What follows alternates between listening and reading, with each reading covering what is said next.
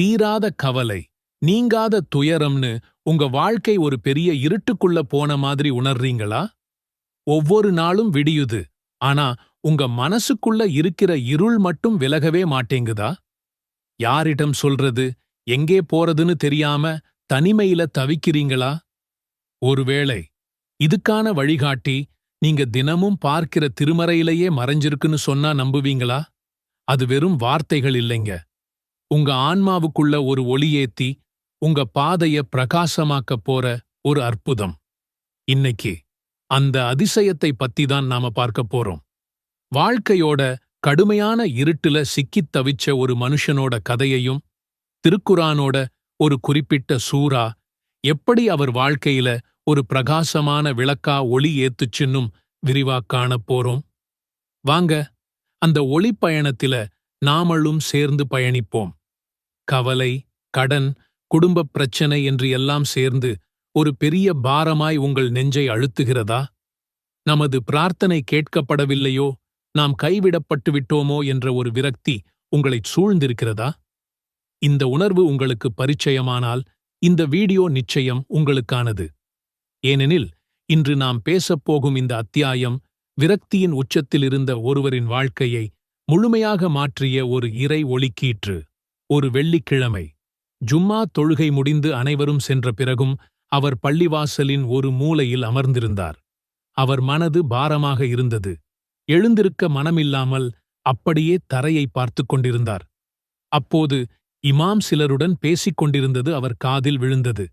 அவர்கள் குரானின் ஒரு சூறாவை பற்றி பேசிக் கொண்டிருந்தார்கள். சூரா அன்-நூர், அதன் அர்த்தம் ஒளி. அந்த சூறாவை ஆழமாக ஓதிப் பார்த்தால் உள்ளத்தில் ஒரு வெளிச்சம் பிறக்கும்.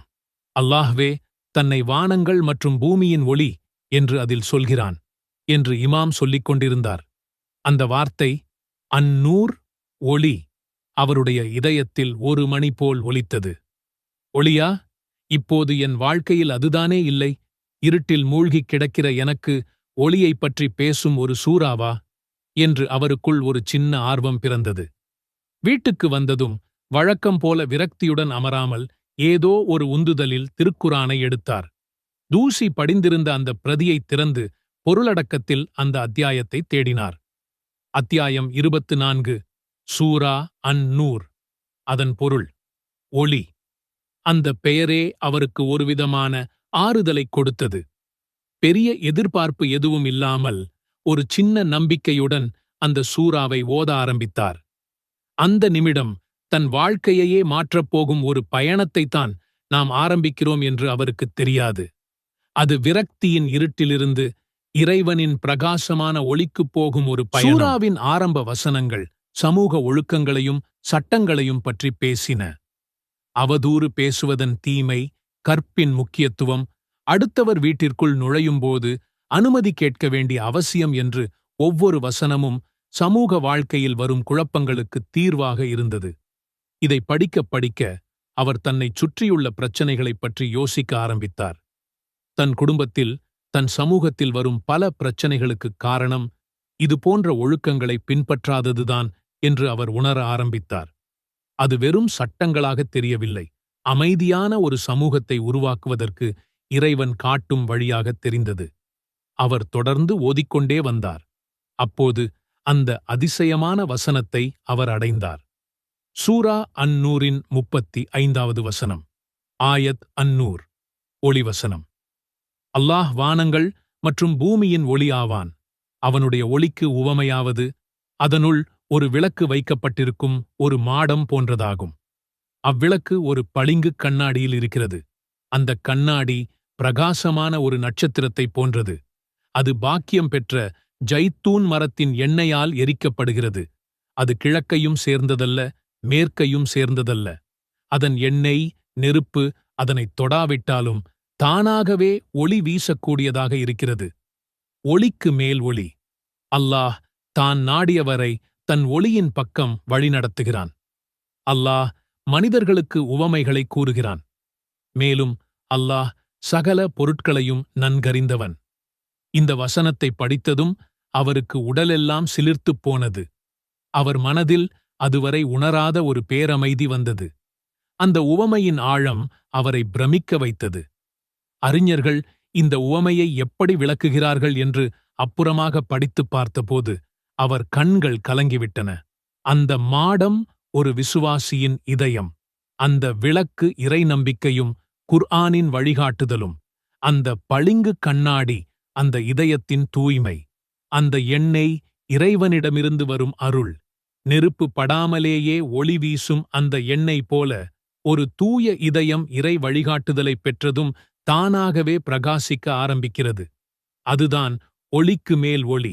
அப்போதுதான் அவருக்கு புரிந்தது, அவர் தேடிக்கொண்டிருந்த வெளிச்சம் எங்கோ வானத்தில் இல்லை, அது தனக்குள் தன் இதயத்தில் ஏற்ற வேண்டிய ஒரு விளக்கு என்று புரிந்து கொண்டார்.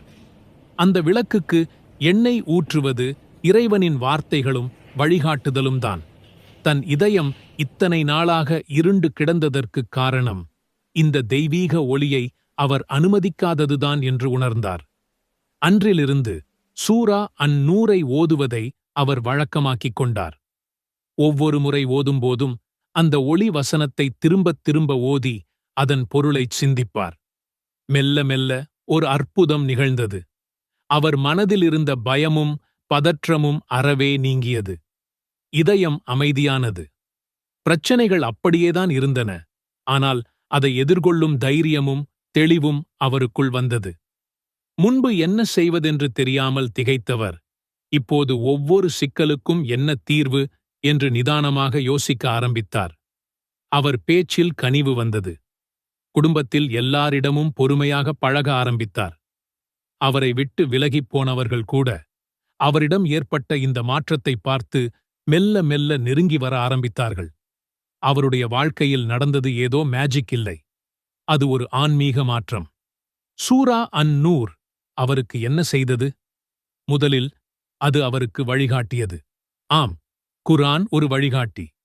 இந்த சூரா சமூகத்திலும் தனிப்பட்ட வாழ்க்கையிலும் எப்படி நேர்மையாக வாழ்வது என்று கற்றுக் கொடுத்தது. எப்போது ஒரு மனிதன் தன் வாழ்க்கையில் இறைவனின் சட்டங்களை பின்பற்ற ஆரம்பிக்கிறானோ அப்போது அவன் வாழ்க்கையில் வரும் பல சிக்கல்கள் தானாகவே தீர்ந்துவிடும். அடுத்து அது அவர் உள்ளத்தை ஒளிரச் செய்தது. ஆயத் அன்-நூர் இறைவனுடன் தனக்கு இருக்கும் தொடர்பை அவருக்கு உணர்த்தியது. தான் தனியாக இல்லை, வானங்கள் மற்றும் பூமியின் ஒளியான அல்லாஹ் தன்னுடன் இருக்கிறான் என்ற அசைக்க முடியாத நம்பிக்கையை அது கொடுத்தது. இந்த நம்பிக்கைதான் உலகத்தின் மிகப்பெரிய இருட்டையும் விரட்டி அடிக்கும் சக்தி வாய்ந்தது. அது மட்டுமல்லாமல் அது அவருக்கு பாதுகாப்பை கொடுத்தது. இஸ்லாமிய பெரியவர்களும் அறிஞர்களும் இந்த சூறாவை தொடர்ந்து ஓதி வருபவர்களுக்கு கிடைக்கும் நன்மைகளைப் பற்றிச் சொல்லியிருக்கிறார்கள். இந்த சூறாவை ஓதுவது தீய எண்ணங்கள், வீண்பழி, சமூக தீங்குகளிலிருந்து ஒரு மனிதனுக்கு பாதுகாப்பு கவசமாக இருக்கிறது என்று அவர்கள் சொல்கிறார்கள். அல்லாஹ்வின் ஒளியில் வாழும் ஒருவரை இருட்டின் சக்திகள் எப்படி தீண்ட முடியும்? அல்லாஹ்வே குர்ஆனில் இந்த சூறாவுக்கு ஒளி என்று பெயர் வைத்திருக்கிறான் என்றால் அதன் மகிமையை நாம் யோசித்துப் பார்க்க வேண்டும். அது வெறும் எழுத்துக்களின் தொகுப்பு இல்லை, அது இருண்ட இதயங்களை உயிர்ப்பிக்கும் ஒரு தெய்வீக சக்தி. விரக்தியின் ஆழத்திலிருந்து ஒரு மனிதனை தூக்கி நம்பிக்கையின் சிகரத்தில் நிறுத்தும் ஒரு கயிறு. அவருடைய வாழ்க்கையில் முன்பு இருட்டு மட்டும்தான் இருந்தது.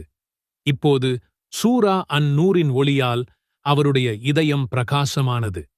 அந்த பிரகாசத்தில் அவருடைய பாதையும் தெளிவாகத் தெரிந்தது. கொஞ்சம் கொஞ்சமாக கடன் அடைவதற்கான வழி பிறந்தது. தொழிலில் புது வாய்ப்புகள் வந்தன. குடும்பத்திலும் நிம்மதி திரும்பி வந்தது. இது எல்லாமே அவர் அந்த இறைவனின் ஒளியை தன் இதயத்தில் அனுமதித்ததால் நடந்த அற்புதம்.